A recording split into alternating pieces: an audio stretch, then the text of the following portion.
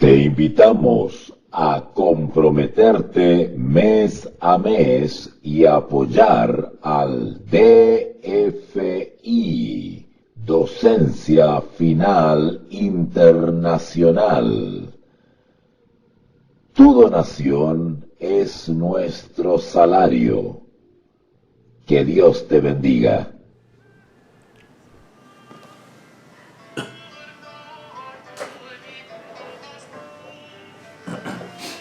Bueno, hoy nos toca terminar el capítulo 3 de Primera a Timoteo.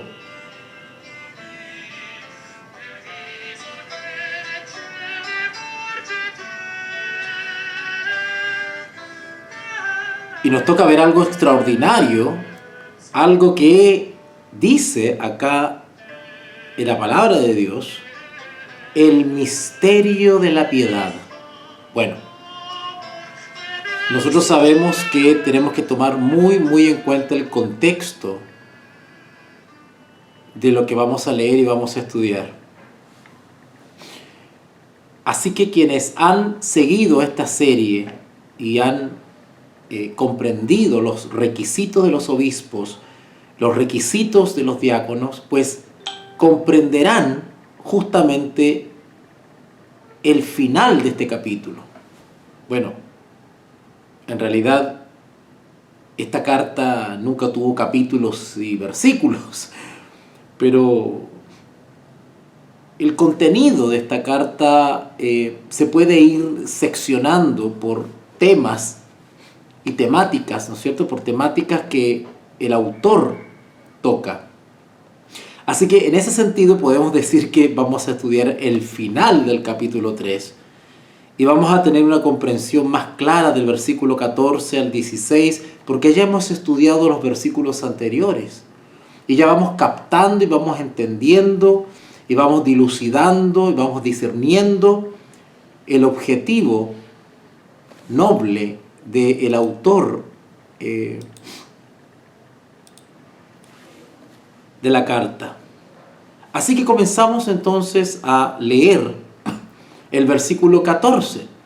Primera Timoteo capítulo 3, versículo 14. Esto te escribo. Recuerden que le está escribiendo a Timoteo.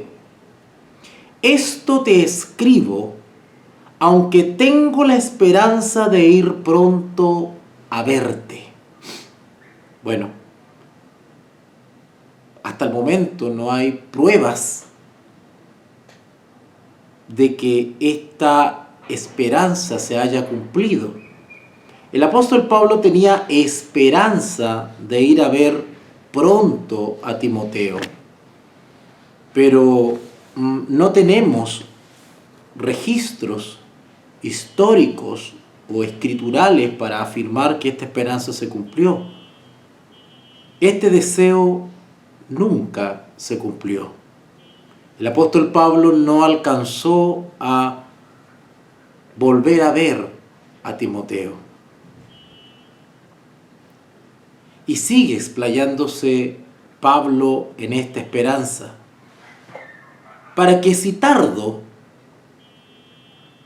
sepas cómo debes conducirte.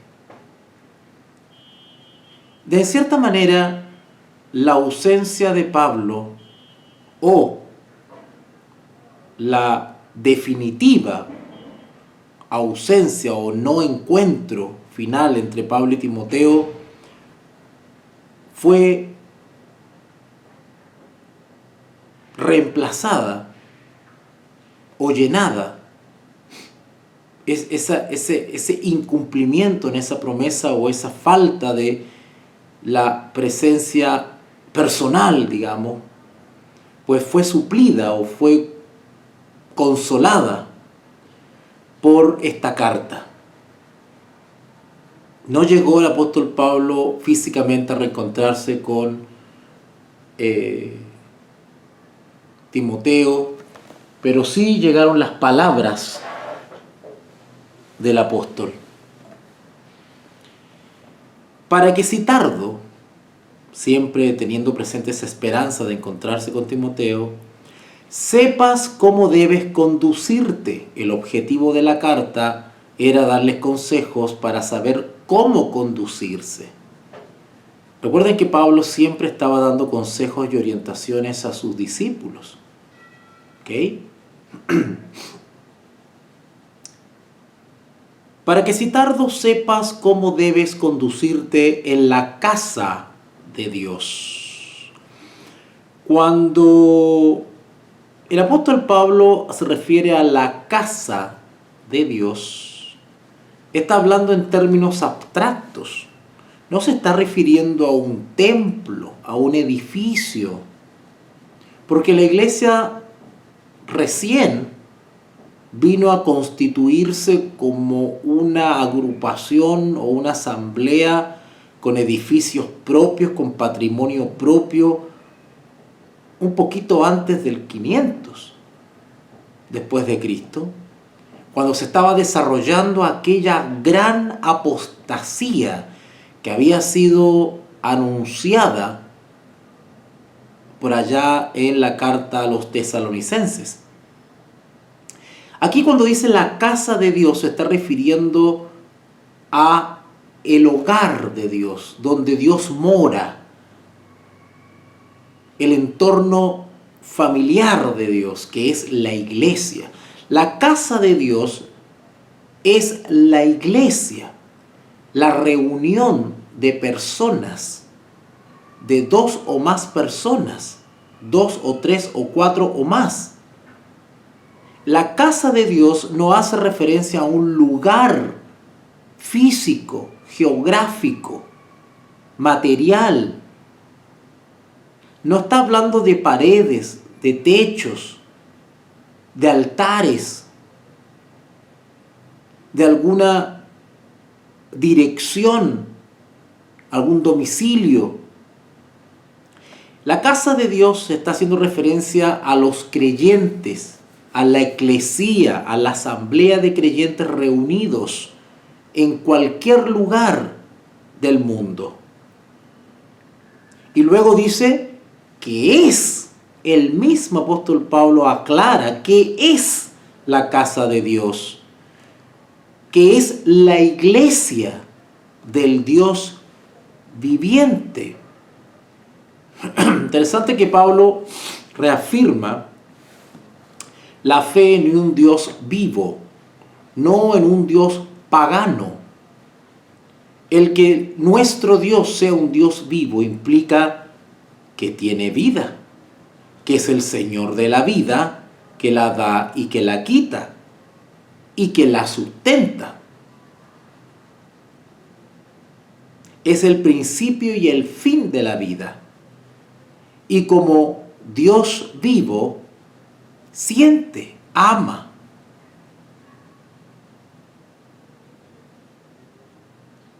La iglesia, como teóricamente debería ser reflejo de la imagen de Dios, dice acá columna. Bueno, ¿para qué sirven las columnas? ¿Se dan cuenta que se está hablando en un lenguaje un tanto simbólico? Que en la iglesia hay columnas. Bueno, Pablo evidentemente está haciendo referencia a la misma arquitectura de la época, donde primaban en las construcciones las columnas.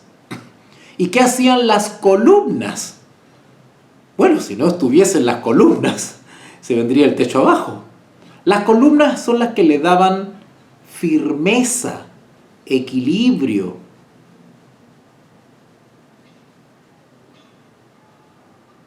Le daban estabilidad al edificio completo. Bueno, sabemos que no solamente las columnas, ¿verdad? Hay otros elementos arquitectónicos que complementan la columna, claro que sí. Pero la columna sustenta especialmente lo que llamamos el techo. Y dice baluarte. wow, baluarte suena como a una fortaleza, ¿no es cierto? Como a un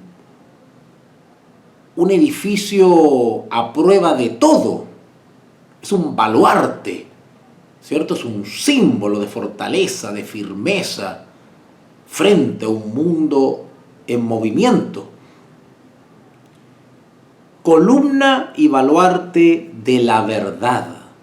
Bueno, la verdad en términos generales hablamos de la verdad del Evangelio, que incluye desde la persona del Señor Jesús hasta sus enseñanzas,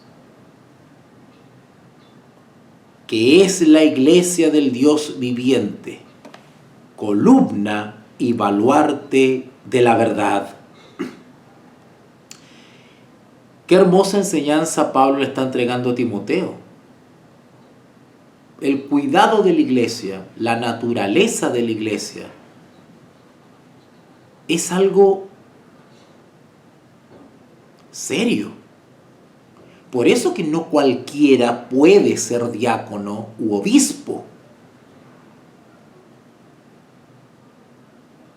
Porque cada integrante de la iglesia, tenga la responsabilidad que tenga, debe ser un vivo reflejo de aquel Dios que profesa. Y nosotros no profesamos un Dios inerte, un Dios de yeso, de madera, de metal, que no oye, ni habla, ni siente, ni ama, ni odia. Nosotros representamos o deberíamos representar a un Dios vivo. Por lo tanto, es una tremenda responsabilidad que cae sobre nuestros hombros cuando nos llamamos cristianos. ¿Se dan cuenta que no es algo ligero llamarse cristiano? Y yo voy a ser bien osado ahora para decirles algo. A veces es mejor no identificarse como cristiano. Mejor hable menos y viva más como cristiano. Muestre su fe por sus obras. Y luego el apóstol Pablo en el versículo 16 reafirma algo maravilloso. E indiscutiblemente, es decir, que es algo que no está bajo escrutinio, algo que no está bajo debate, algo que no admite discusión, algo en lo cual hay unanimidad total, algo que no admite discrepancia, es una confesión unánime de todo integrante de la iglesia. E indiscutiblemente, que no hay discusión sobre esto que voy a afirmar ahora, dice Pablo. E indiscutiblemente grande es el misterio de la piedad. ¿Qué es esto? Del misterio de la piedad. Y es lo que es el corazón de estos versículos. E indiscutiblemente grande es el misterio de la piedad. Si ustedes me acompañan al libro de Romanos 11:25, capítulo 11, versículo 25, vamos a leer lo que está ahí para ampliar un poquitito esto de que el misterio de la piedad. ¿Qué es esto? ¿A qué se refiere Pablo con el misterio de la piedad? Bueno, algo les he adelantado en las clases anteriores. Pero ahora vamos a profundizar un poquito para dejar cerrado este tema. Y vamos a cerrarlo con textos bíblicos. Romanos capítulo 11, versículo 25. Pablo hablando de la restauración de Israel. Romanos capítulo 11, versículo 25. Y Pablo es un llamado a no ser ignorantes. ¿vale? Cuando uno critica la ignorancia de la iglesia, pues no lo hace de majadero, no lo hace de pesado. Es Pablo el que hace un llamado a la iglesia no a ser ignorante. Leamos por favor Romanos capítulo 11, versículo 25. Porque no quiero, hermanos, que ignoréis, de ahí viene ignorancia, que ignoréis este misterio, para que no seáis arrogantes en cuanto a vosotros mismos, hablándole a los nuevos creyentes, que ha acontecido Israel, la caída de Israel, endurecimiento en parte, hasta que haya entrado la plenitud de los gentiles. ¿Vale? Pablo está haciendo referencia acá a no menospreciar al Israel, a Israel literal, al pueblo de Israel, pueblo judío, que cometió un tremendo error al rechazar al Mesías. No entremos en soberbia, porque para muchos israelitas todavía está abierta la gracia para aceptar al Maestro. De hecho, Pablo era hebreo, judío, y aceptó a Jesús como Señor y Salvador. Entonces, cuidado, cuidado. Pero bueno, acá dice, porque no quiero que ignoréis este misterio. Bueno, ya algo podríamos dilucidar porque se los he adelantado en otras clases, pero con este texto también podemos deducir algunas cosas a qué se refiere este misterio. Porque cuando dice acá que ignoréis este misterio, se está refiriendo simplemente a lo que dice en Timoteo, a que no ignoremos el misterio de la piedad. Si vamos a Colosenses capítulo 1, Colosenses capítulo 1,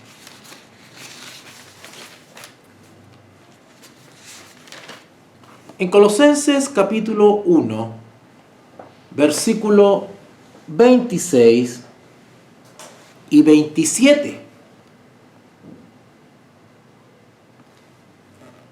Colosenses capítulo 1, versículo 26 y 27. El misterio, otra vez esta palabra que queremos dilucidar, el misterio que había estado oculto, claro, como todo misterio, pero ¿a qué misterio que había estado oculto se refiere Pablo?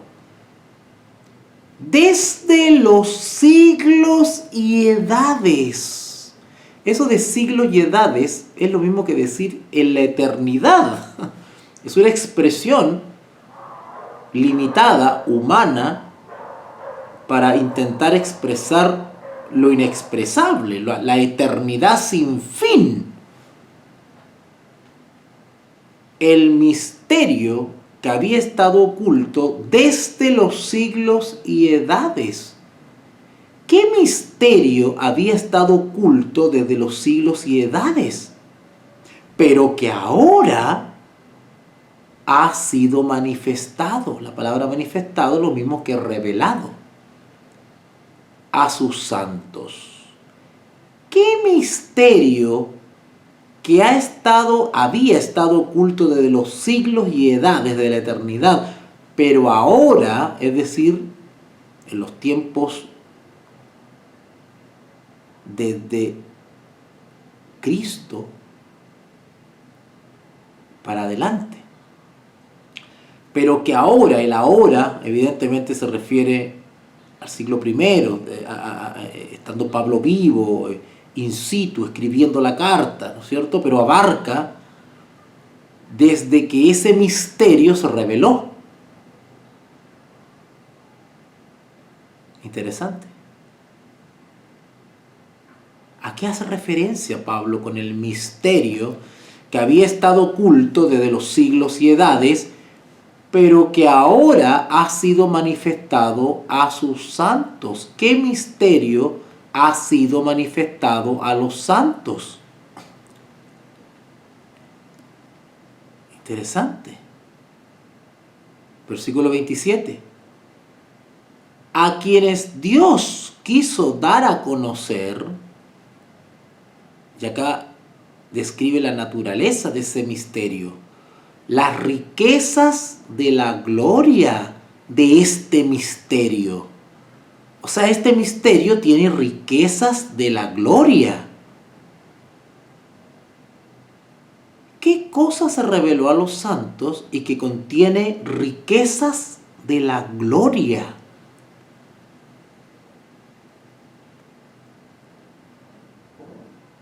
A quienes Dios quiso dar a conocer las riquezas de la gloria de este misterio entre los gentiles. Y ahora da la respuesta, que es Cristo en vosotros, la esperanza de gloria. Cristo, el Mesías, es la riqueza de la gloria, el misterio que había estado oculto desde los siglos y edades para que ahora haya sido manifestado a los santos, a quienes Dios quiso dar a conocer las riquezas de la gloria de este misterio entre los gentiles, que es Cristo en vosotros, la esperanza de gloria.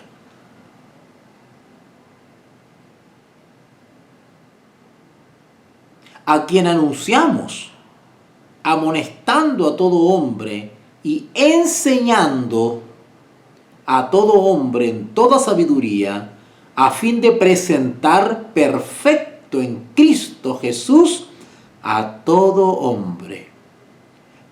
Para lo cual también trabajo, dice Pablo, luchando según la potencia de Él, la cual actúa poderosamente en mí. Cuando habla del misterio y se refiere a Cristo, lo está diciendo en el contexto del plan de salvación. A Cristo como rescate, como ofrenda, como sustituto, como garante, como mediador. ¡Qué hermoso!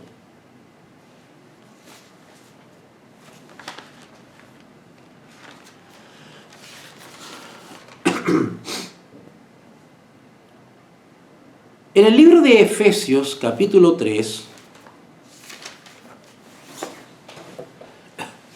Efesios capítulo 3, versículo del 1 al 13. Vamos a leerlo y vamos a seguir descubriendo a qué se refiere Pablo en Timoteo cuando dice el misterio de la piedad. Y ya dijimos que tenía que ver con el misterio que ha estado oculto desde la eternidad, que contiene las riquezas de la gloria, pero que en este tiempo ha sido manifestado a los hombres y a los gentiles en general, y alude a Cristo.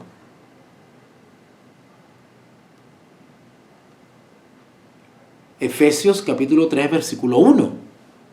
Por esta causa yo, Pablo, prisionero de Cristo Jesús por vosotros los gentiles, si es que habéis oído de la administración de la gracia de Dios que me fue dada para con todos vosotros, que por revelación me fue declarado el misterio.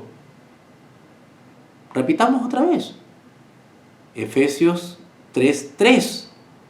Que por revelación me fue declarado el misterio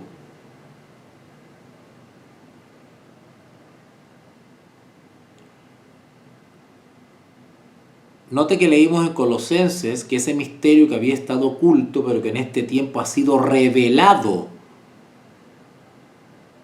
a los hombres. Bueno, entre esos hombres estaba Pablo. Acá lo confirma, que por revelación me fue declarado el misterio, es decir, lo que había estado oculto desde la eternidad. Como antes lo he escrito brevemente, leyendo lo cual podéis entender cuál sea mi conocimiento en el misterio ¿de quién? De Cristo. El misterio consiste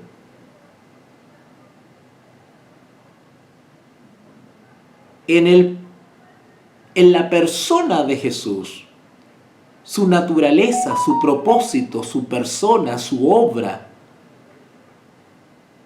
su gloria.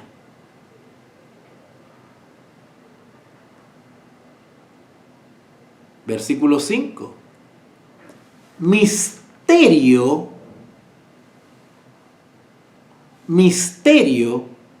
que en otras generaciones, noten, ¿se acuerdan que Colosenses dice, en este tiempo ha sido revelado? Bueno, Pablo hace referencia a otras generaciones, es decir, más atrás. Misterio que en otras generaciones no se dio a conocer a los hijos de los hombres. Cuidado con esto, ¿eh? Aquí no está diciendo que Cristo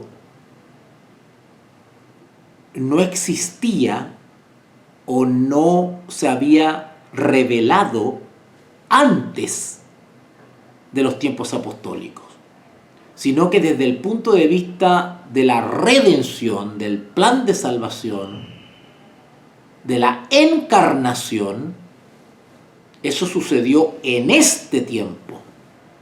Pablo está diciendo que ese misterio, desde ese punto de vista, no había sido revelado en otras generaciones.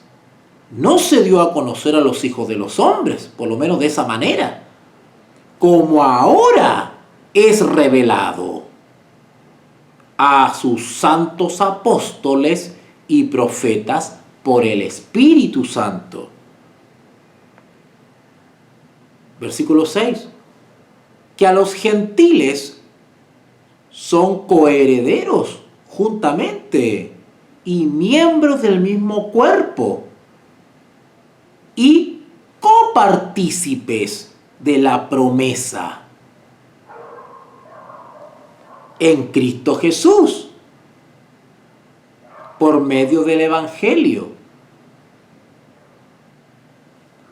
Ese fenómeno no se había dado en tiempos anteriores. Versículo 7. Del cual yo fui hecho ministro por el don de la gracia de Dios que me ha sido dado según la operación de su poder, es decir, la manifestación del poder del Espíritu en Pablo.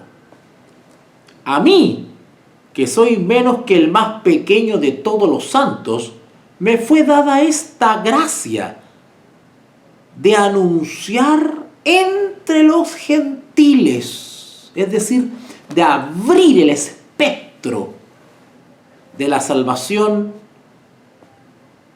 a los gentiles, el evangelio de las inescrutables riquezas de Cristo. Y de aclarar a todos cuál sea la dispensación.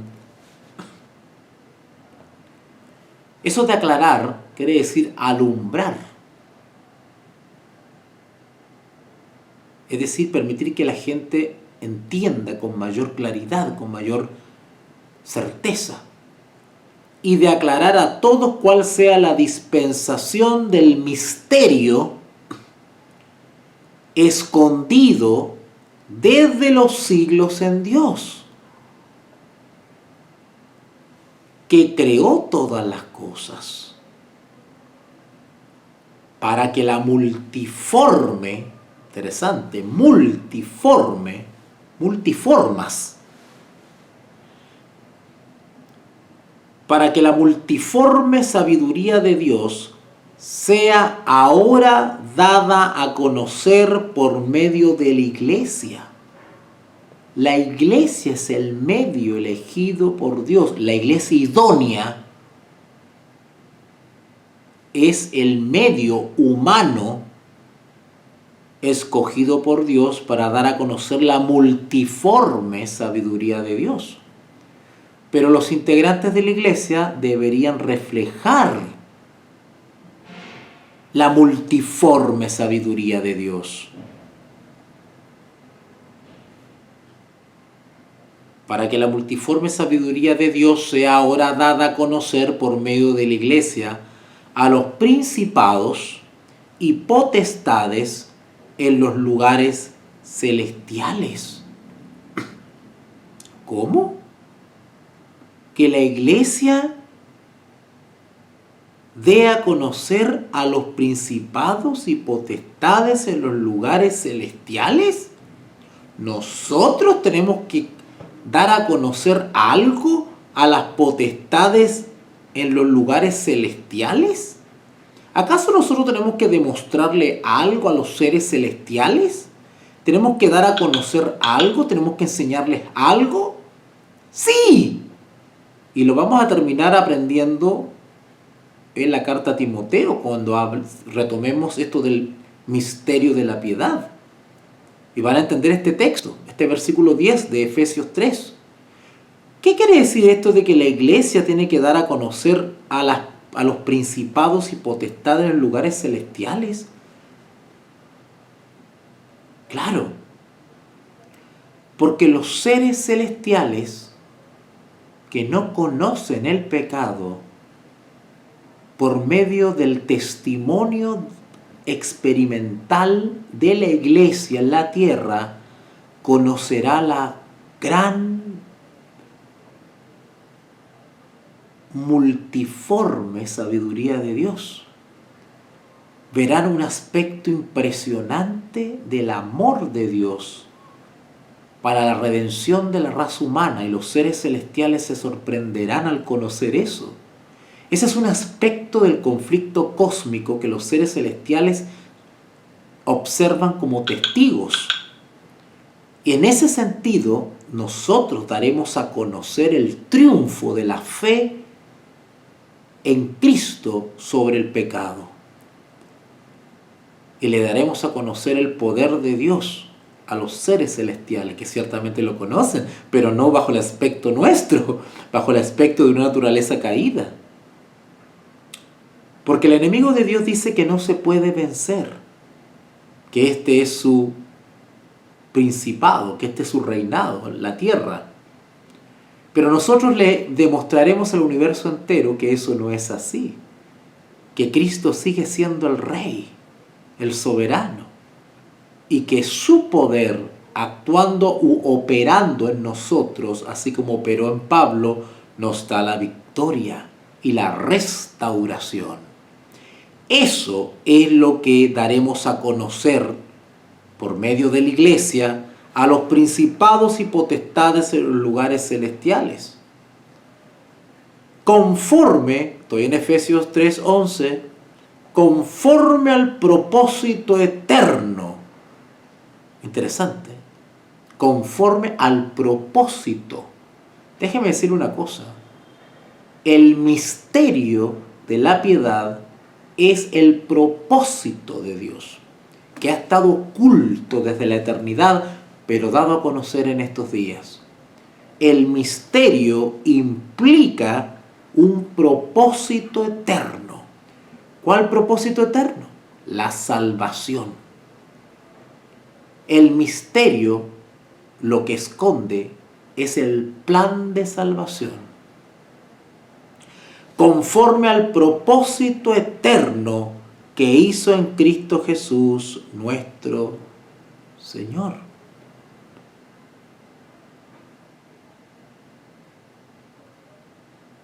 ¿Cuál es el propósito eterno? Efesios capítulo 1, versículo 10. Efesios 1:10.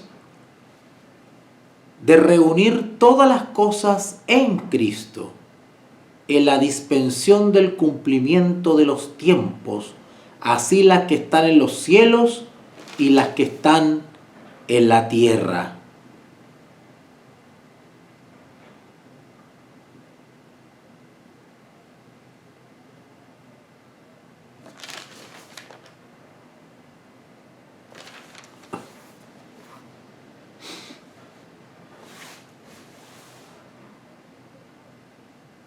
Versículo 11. En él, asimismo, tuvimos herencia. Miren el propósito. Habiendo sido predestinados conforme al propósito del que hace todas las cosas según el designio de su voluntad.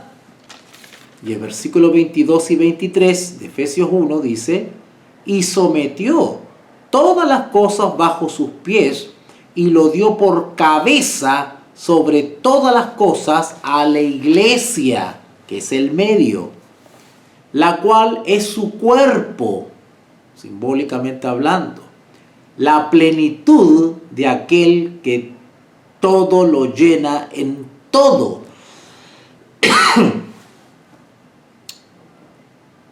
Seguimos leyendo Efesios capítulo 3, versículo 12. En quien, es decir, en Jesús, en quien tenemos seguridad y acceso con confianza por medio de la fe en Él. ¿Se acuerdan que en clases anteriores les hablaba de la fidelidad y lealtad, no importa las circunstancias que estemos pasando? Bueno, el apóstol Pablo nos dice que en quien tenemos, en Jesús, en su persona, tenemos seguridad y acceso con confianza por medio de la fe en Él. Por lo cual pido, dice Pablo, que no desmayéis a causa de mis tribulaciones por vosotros, las cuales son vuestra gloria. Qué lindo, ¿verdad? Vamos ahora entonces a terminar con 1 Timoteo, capítulo 3, versículo 16. E indiscutiblemente grande es el misterio de la piedad, haciendo referencia al plan de redención, a la persona de Jesús y todas las riquezas de su gloria. Y comienza a enumerar algunas cosas que, una especie de resumen, una especie de tips, una especie de algunos puntos que vendrían como a resumir o ser los más relevantes en esta profundidad que implica el misterio de la piedad. El misterio de la piedad es un continente tan amplio, tan profundo, que es imposible de describir, explicar o enumerar. Así que lo que hace el apóstol Pablo hace un intento, un esfuerzo humano por resumir el contenido de ese misterio de la piedad. Y comienza diciendo, Dios fue manifestado en carne. ¿Ok? Cuando dice acá, Dios fue manifestado en carne, algunos han malentendido este versículo, o esta frase, perdón. Cuando dice acá, Dios fue manifestado en carne, por eso yo les digo que es necesario leer otras versiones bíblicas, para tener una mayor asertividad, digamos, especificidad respecto a lo que está diciendo el autor, ¿vale? No quedarnos cómodamente con lo que dice la Reina Valera de 1960. Vamos a investigar un poquito más. Dios fue manifestado en carne. Bueno, yo le hago una pregunta a ustedes. ¿quién fue manifestado en carne? Revelado. Manifestado es revelado. Darse a conocer. Algo que ha estado velado, pero se muestra. Se hace patente. ¿Vale? Dios fue manifestado en carne. ¿Quién se reveló en carne? Noten, no es que el que se reveló no existía antes. Cuidado, solamente que estaba oculto, pero siempre ha tenido existencia. Quiero aclarar ese punto porque los herejes tergiversan estos versículos. Entonces ustedes tienen que estar mucho más entendidos que ellos para que ustedes algún día se lo expliquen a ellos. Dios fue manifestado en carne. ¿Quién fue manifestado en carne? Cuando se refiere acá, Dios fue manifestado en carne. ¿Quién fue manifestado en carne? ¿Quién se reveló en carne? Es decir, físicamente, con cuerpo. ¿Quién? Vuelvo a repetir, no quiere decir porque que en un tiempo se manifestó, se reveló en carne, quiere decir que antes de revelarse no existía. No está diciendo eso el texto. Al contrario, reafirma, según lo que leímos anteriormente en Efesios y en Colosenses y en Romanos, reafirma que quien se reveló existía, solo que estaba oculto. Y para hacerse, por decirlo de alguna manera, visible, pues se manifestó en carne para hacerse visible o accesible o notable. ¿Vale? Quiero aclarar eso. Bueno, ¿quién se reveló en carne? Cuando dicen carne se refiere físicamente. ¿Quién se reveló? ¿Quién fue el que se reveló? Bueno, algunos se confunden porque acá dice Dios fue manifestado en carne. Pero lo voy a hacer breve para que no se les fundan las neuronas. Cuando dice acá Dios fue manifestado en carne, hace referencia a Jesús. Sabemos que Jesús es Dios. Por lo tanto, aquí está bien identificado. Dios fue manifestado en carne.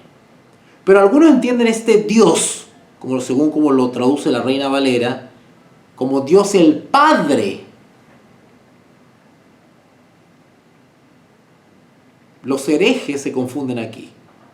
Entonces dicen, mira, Dios el Padre se hizo carne. Generalmente las sectas modalistas, por eso que es bueno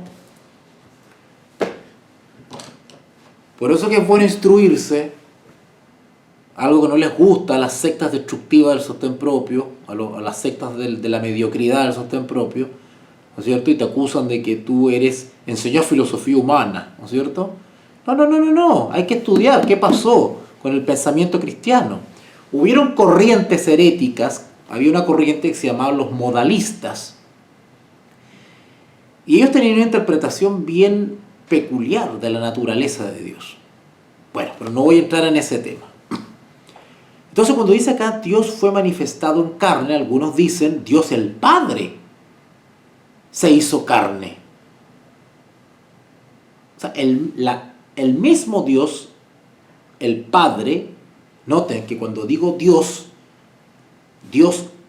solito, estoy hablando de toda la deidad. Eso incluye al Hijo y al Espíritu Santo. Pero cuando yo hablo de Dios el Padre, estoy haciendo inmediatamente la diferencia con el Hijo y con el Espíritu Santo. Entonces acá cuando leen Dios fue manifestado en carne, algunos creen que es Dios el Padre, y eso no es así. Dios el Padre, es uno. Dios el Hijo es otro.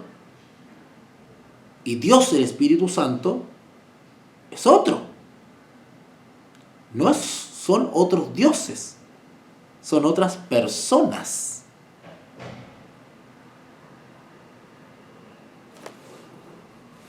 ¿Ok? Acá Dios fue manifestado en carne, es el Señor, aquel. Si ustedes leen, por ejemplo, la versión de Jerusalén, que tiene una traducción muy buena, la versión de Jerusalén dice en 1 Timoteo 3:16,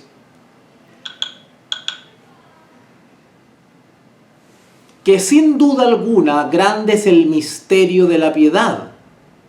Él, no dice Dios, dice Él, refiriéndose a Jesús, Él ha sido manifestado en carne.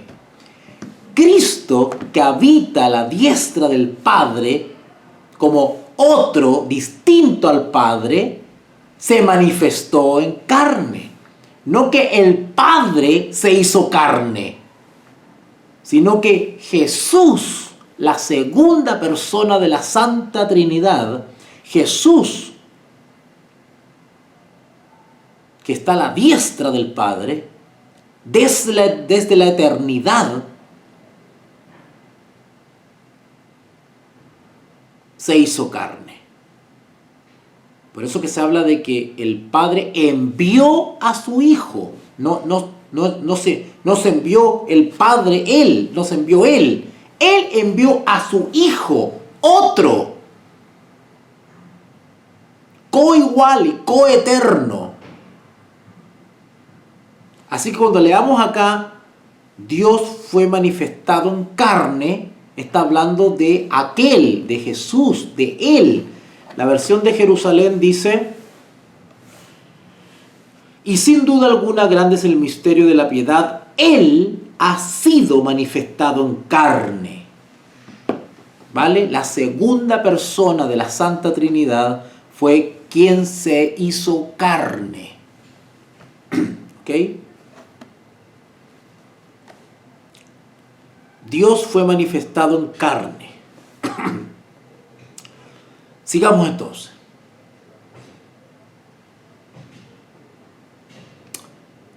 Y no les voy a leer los textos tan famosos de Colosenses o de Filipenses, ¿no es cierto?, donde dice que, donde confirma esto de que Jesús se hizo carne. Es Jesús, no el Padre.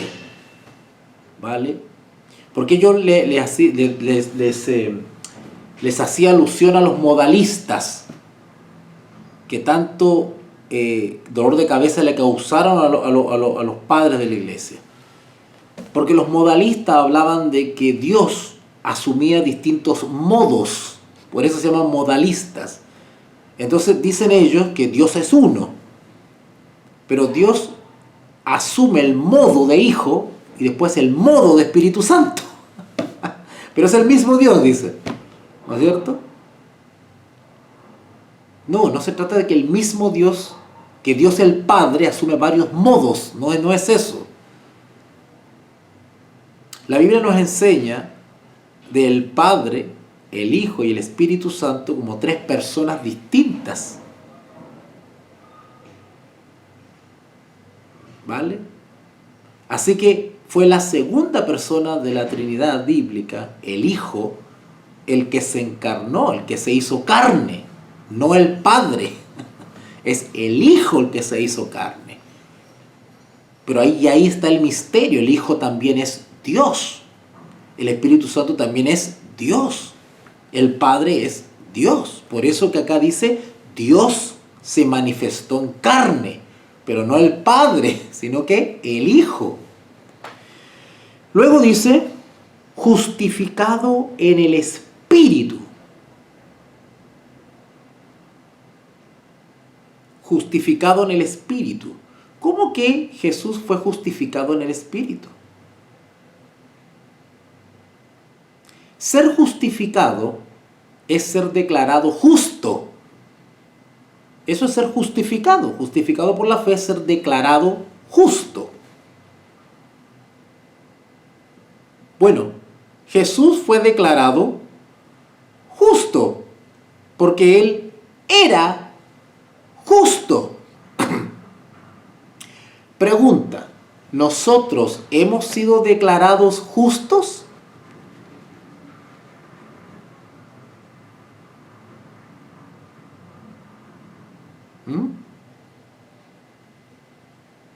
Estas preguntas son las que ustedes tienen que hacerse. Bueno, ¿hemos sido declarados justos por la fe? Sí, pero no porque nosotros seamos justos, sino por los méritos del justo. ¿Me van entendiendo un poquito esto? Por eso que nosotros tenemos que tener clara la justificación por la fe. No solamente tenemos que entenderla, o sea, no solamente tenemos que estudiarla, tenemos que entenderla y tenemos que explicarla. Porque el mensaje del tercer ángel consiste en esas tres cosas. Estudiarla, entenderla. Bueno, entenderla implica estudiarla, así que hablemos de entenderla. Tenemos que entenderla, tenemos que explicarla y tenemos que vivirla. En esas tres cosas consiste el mensaje del tercer ángel. Que no tenga una experiencia en esas tres cosas en relación con la justificación por la fe no es idóneo para difundir el mensaje del tercer ángel. Por eso que yo soy bien crítico con los, por ahí, difusores del mensaje de los tres ángeles, entre comillas. ¿Se dan cuenta? Porque nosotros tenemos la responsabilidad de enseñarle al mundo cómo ser salvo. Y hay que explicarle las escrituras para abrir su entendimiento. Pero hay que explicárselas bien. Y manejarnos con el vocabulario y las expresiones de los autores. Tenemos que saber explicar qué quiso decir Pablo. Y la única manera de poder llegar a ese nivel que pocos alcanzan y que pocos van a alcanzar, por eso que son 144.000, porque son pocos los que van a alcanzar ese nivel de experiencia de la justificación por la fe. La mayoría de los parlanchines del tercer ángel se pierden con la marca de la bestia, porque no tienen esta experiencia. Tenemos que tener una experiencia en este mensaje. Así que justificado en el Espíritu. ¿Qué se quiere decir en el Espíritu? Espiritual. Espíritu tiene que ver con la espiritualidad. Amén de que también evidentemente Jesús estaba ungido con el Espíritu Santo, como también deberíamos estar nosotros ungidos con el poder del Espíritu Santo. Exacto, porque el único que se hizo carne es Jesús, exactamente, pero es que hay herejes, los modalistas, hablan que Dios el Padre asume el modo de hijo, ¿saben cómo lo explican? Dicen así, la misma persona, por ejemplo Sergio, ¿no es cierto? Sergio, por ejemplo, es padre,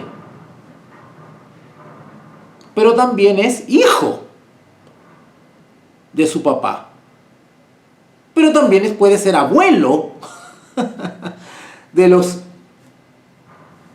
nietos, pero es el mismo Sergio, que asume como hijo, y asume como padre y asume como abuelo. Algo así explican los modalistas. Bueno, la Escritura no enseña eso. La Escritura enseña que son tres personas distintas. Está el Padre como persona, está el Hijo, que es otra persona, y está el Espíritu Santo, que es otra persona, es otro Consolador. Así que es el Hijo, la segunda persona de la Trinidad, quien se hizo carne.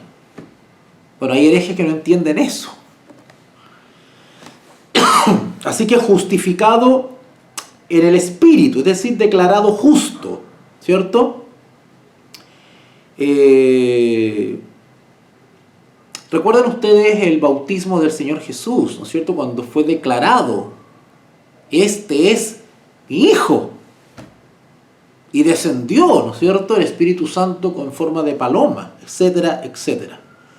Luego dice, visto de los ángeles. Esto lo analizamos cuando estudiamos Efesios, hace unos minutos atrás, ¿se acuerdan? Cuando hablaba Pablo ahí en Efesios de que nosotros vamos a dar a conocer a las potestades y principados celestes. Nosotros les vamos a dar una lección de fe a los ángeles del cielo. Increíble. Porque los seres no caídos son testigos de este conflicto cósmico. Y ellos tienen mucho que aprender de lo que está sucediendo acá en la tierra. Por eso que dice acá, visto de los ángeles. ¡Wow! Vayan a leer lo que dice el deseado de toda la gente, de la intervención de los ángeles cuando Cristo estaba siendo maltratado. Cómo los ángeles estaban a punto de arrojarse a salvar a Cristo, querían solamente rescatarlo. Vamos apurándolo un poco porque ya me pilló el tiempo.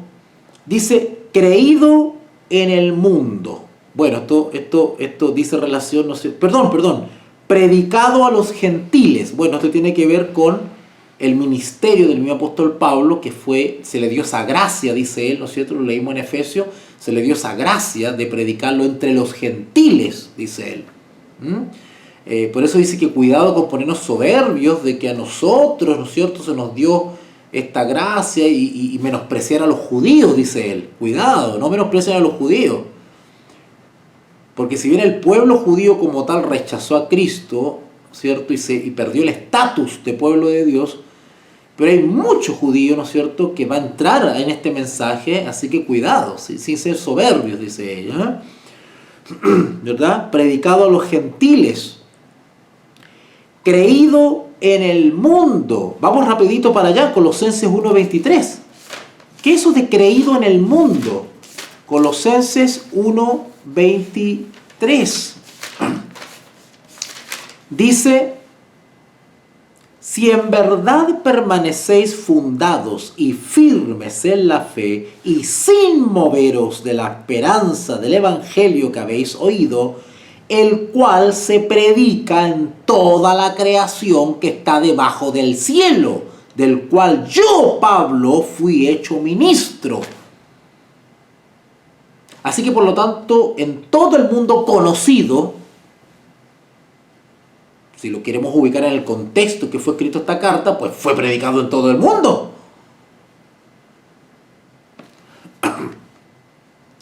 Creído en el mundo. Y por último dice, recibido arriba en gloria. Uy, Señor mío. Recibido arriba en gloria. Si vamos a Marco 16:19, Marco 16:19, que creo que es el texto que creo que es, Marcos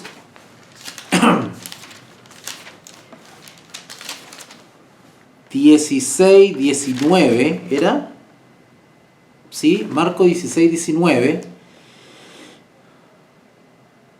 dice, y el Señor, después que le habló, fue recibido arriba en el cielo y se sentó a la diestra de Dios. Gloria a Dios. Y hay muchos más versículos que hablan, ¿no es cierto?, de la gloria que tuvo con el Padre, ¿no es cierto? Cuando Jesús dice, voy al Padre, ¿verdad? Etcétera, etcétera. Miriamcita me dice, es decir, los ángeles vieron cada fase de la vida terrenal de Jesús, exactamente, desde su nacimiento hasta su resurrección. Imagínense, exacto Miriamcita, imagínate los ángeles han compartido personalmente con Jesús desde la eternidad. Conocen a Jesús, conocen a su general. Los ángeles ya han tenido una relación con Jesús, ya lo conocen en persona, pero nunca lo habían conocido como hombre. Es primera vez en la experiencia de los ángeles que ven a su general, a su líder, despojado de la gloria que ha tenido por la eternidad. Eso es tremendo.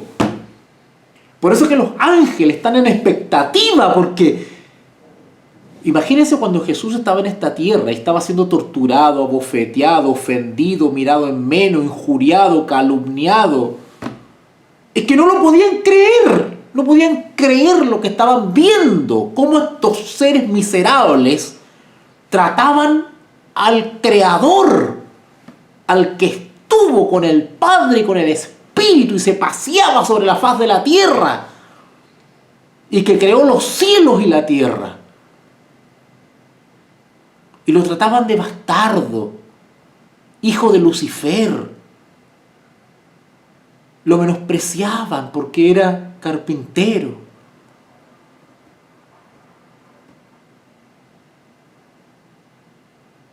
Los ángeles no lo podían creer. No podían creer lo que sus oídos escuchaban. Cada bofetada que le dieron a Jesús, cada escupitajo que le dieron a Jesús,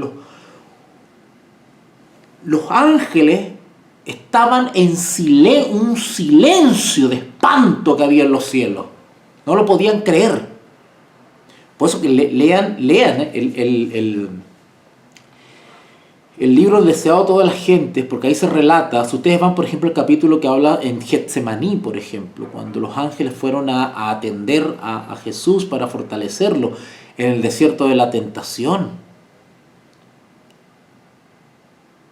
¿Ustedes se imaginan los ángeles corriendo la piedra de la tumba de Jesús en el día de resurrección? Usted lean el relato de la crucifixión, la reacción de los ángeles. Yo no me acuerdo textualmente cómo dice, pero dice algo así como que estaban a punto de arrojarse encima para rescatar a su Salvador, porque no soportaban ver a Jesús colgado en un madero, muriéndose de esa manera como se estaba muriendo. Es que fue algo que la naturaleza misma se estremeció. ¿No hubo un terremoto? ¿No dice que cuando Cristo murió hubo tinieblas en la tierra? La creación misma se sintió.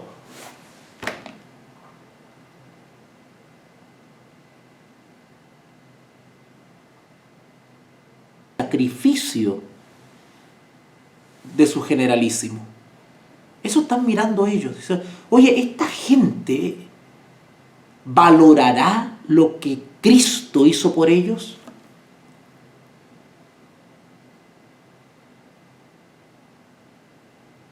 Así que en ese sentido, Pablo dice, porque el anhelo ardiente de la creación es el aguardar.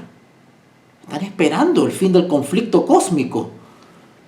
Aguardar la manifestación, la revelación de los hijos de Dios, los verdaderos, los sellados.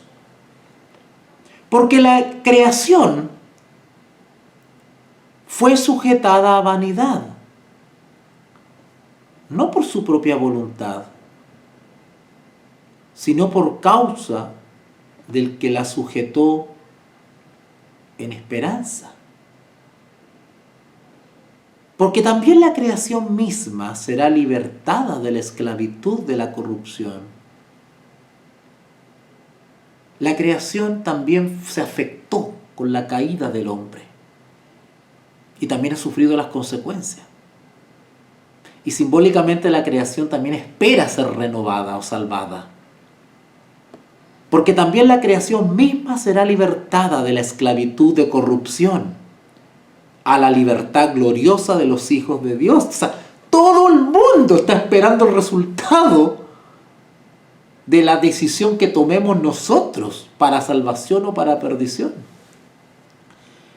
Porque también la creación misma será libertada de la esclavitud, versículo 21, de corrupción a la libertad gloriosa de los hijos de Dios, 22. Porque sabemos que toda la creación gime a una y aún está con dolores de parto hasta ahora.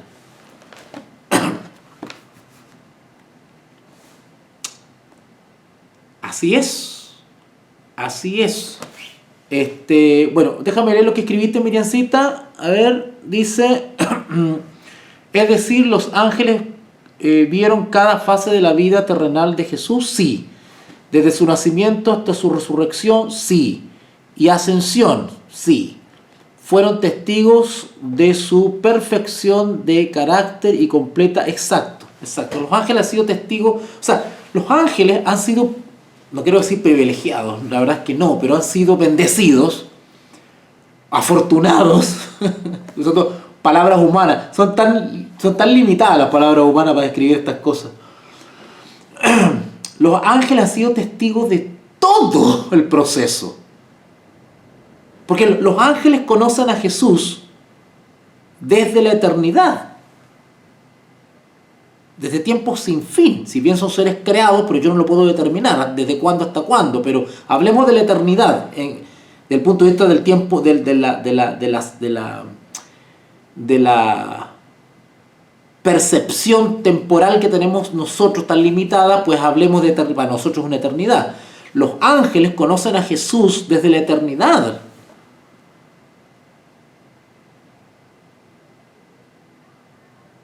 ¿Qué sucedió?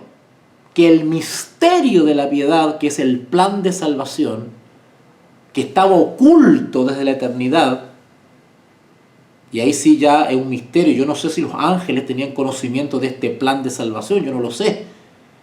O tal vez tal información y yo no la he estudiado, no lo sé, pero este plan estaba oculto desde la eternidad. Nunca se había echado a andar hasta que se reveló Lucifer.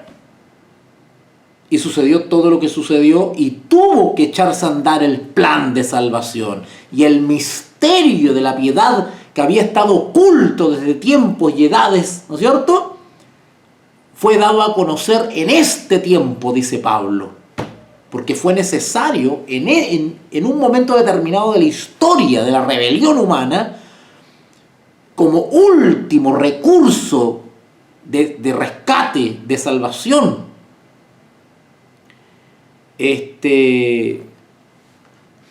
Y bueno, tú puedes leer, por ejemplo, no sé, patriarcas y profetas, ¿no es cierto?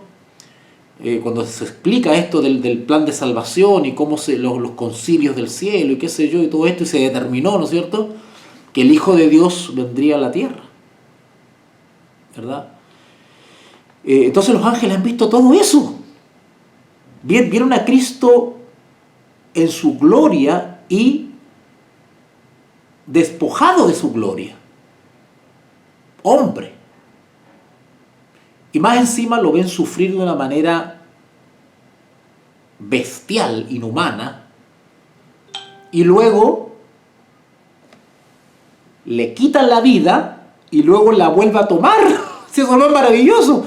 Resucita, victorioso. Y todo eso tiene una enseñanza para nosotros, porque todo aquel que cree en el Hijo de Dios, que murió y volvió a la vida, de igual manera ha prometido a aquellos que mueren en Cristo, que no morirán para siempre. ¿Vale? Recuerden la promesa de Jesús a María o Marta, ¿no es cierto? Dice, mujer, Lázaro resucitará. Y la mujer le dijo, sí sé, Señor, que resucitará en el día postrero. No, mujer, si yo soy la resurrección, ¿verdad?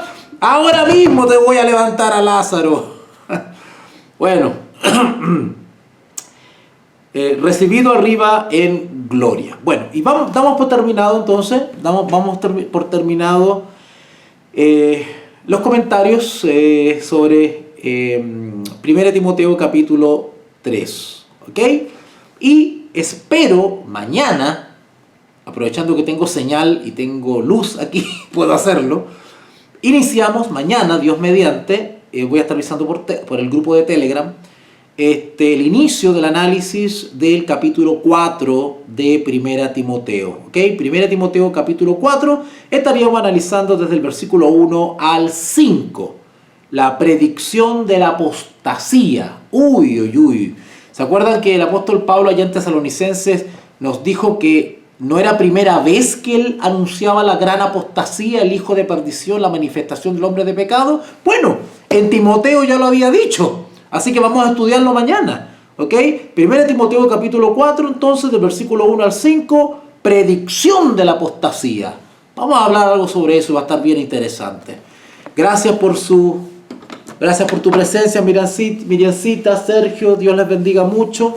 Vamos a orar para despedir esta noche. Oremos. Bendito Dios y Padre, gracias por esta jornada maravillosa que nos has regalado. Gracias porque nos hemos gozado en las cosas de Dios. Hemos dedicado tiempo a las cosas celestiales, a las cosas eternas. Y eso es lo que tú quieres. Tú quieres que nosotros dediquemos nuestra mente a las cosas celestiales para no ocuparlas en las cosas terrenales. Ayúdanos, Señor, y danos el valor, el deseo de no dejar en libertad a la mente para que se imagine cualquier cosa.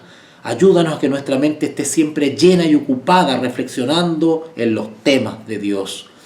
Gracias, Padre, por esta oportunidad maravillosa, rogando que en estos días me puedas permitir seguir transmitiendo y compartiendo y comentando la palabra de Dios. Te lo agradecemos y pedimos en el nombre de Jesús. Amén y amén. Bueno, amigos, vamos a dejarlo hasta acá. Gracias por su apoyo, por su ayuda mes a mes. Su apoyo es mi salario. Este es mi trabajo. Muchas gracias. Que Dios les bendiga.